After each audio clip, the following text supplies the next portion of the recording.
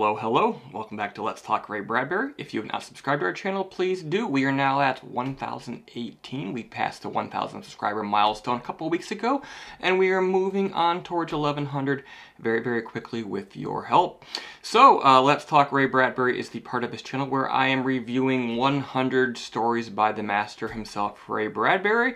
Began this probably late 2018. I'm about halfway done with the collection that I am reading from. But let's continue that today with And the Sailor Home from the Sea, written in 1960. So in this tale, an old ship's captain, living on land now for many, many years, wakes up, and as sometimes happens to all of us, you forget where you're at. You know, he imagines that he is still on the sea, but no, he is on his farm. Years and years ago, he was at sea with his wife, Katie. He reminiscens their time together in the form of a fable or a myth that he had heard where if the fair maiden stayed at sea and never set foot on land, she could remain young and beautiful forever. But in this tale, ultimately, the character who is him, he goes to sea, he brings in new supplies, including water, and she takes a drink of cool, clear water from this island, and then immediately dies because it seems that the water has the essence of the land inside it. After this, he buries her at sea, and then he forsakes the sea. He travels like 1,200 miles inland, presumably to the American Midwest. He begins to farm. He builds a house, which is somewhat like a ship, and he plants all the fields around him with wheat. Then he eventually realizes that where he thought he'd come ashore, he's in fact now at sea on the prairie amongst a sea of wavering, shimmering wheat.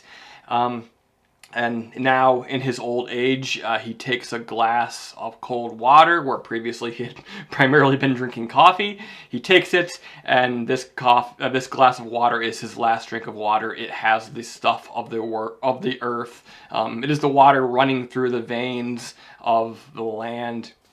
And at his last drink, he dies.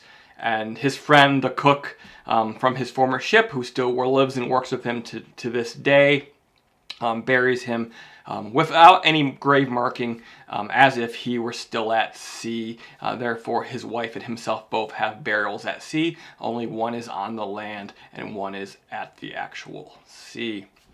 A very lovely story. Lovely, beautiful, flowing prose where myth and real life are woven seamlessly in and out. Not just myth and real life, but also dream. Him waking up in the beginning, not quite remembering where he was, and then seamlessly telling his story in this context of this myth, and then wrapping it all back around to reality. Sort of creating sort of like an interesting hybrid of fact and fiction. Though it's all fiction, but realism and sort of fantasy. I love how these different elements interplay, the myth and reality and the fantasy and the love story, and it's all quite beautiful. At play here is sort of this idea of the call of the sea that we hear about in so much literature and in cinema and even in music. But I think it's interesting because there's actually sort of a similar call to the wilderness and to the open countryside, although it's not really wilderness, he's on a farm, but people are drawn to the wild spaces. Increasingly, people live in urban areas. They never get the chance to look up at the stars at night, or to look out on pieces of land that are not encumbered by buildings and by roads and by sounds. And this ship's captain has certainly found sort of a new solitude of the sea, but on his own farm, where he grows things with his own hands. But at its heart, despite all these other elements, what this really is this is a love story, and it's about growing old and how people meet when they're young oftentimes, and then they spend life together. But what happens if your love dies much, much sooner than you? How do you go on? And how does that earlier part of your life affect you. I'm 38, you know, so I still have hopefully many, many years ahead of me. But even at this age, I can certainly relate to things that have happened in the last, you know, few decades of my life that, you know, you thought were going to last forever. You thought that these were going to be the makeup of your life, and inevitably they don't pan out.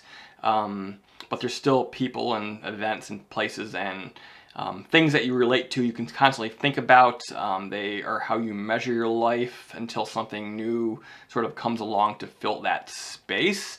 For me, you know, there's a couple pretty good relationships, but also sort of more in keeping with the tune of this tale. I did a lot of sort of ultra trail running. I spent a lot of time in the mountains and sort of, you know, hours and hours in glorious agony. And I sort of always go back to those feelings.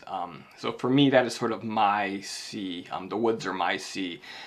But for this ship's captain, he got to experience and love and fall in love with two seas, the ocean, and then of course the farmlands of his later years. So guys, and The Sailor, Home from the Sea, written in 1960, Ray Bradbury. One of the better tales that I've read out of this volume, Bradbury Stories, recently. I highly recommend it. Good little story, moving, beautiful, and worth your time. But it won't take much time at all because it is only 4 or 5 pages long, so be sure to look it up and check it out. I will be back soon with my next review. That one will be The Lonely One, so be sure to tune in for that. Once again, please subscribe, give this video a thumbs up. If you have something positive or constructive to say, feel free to leave a comment below, and I will see you again soon.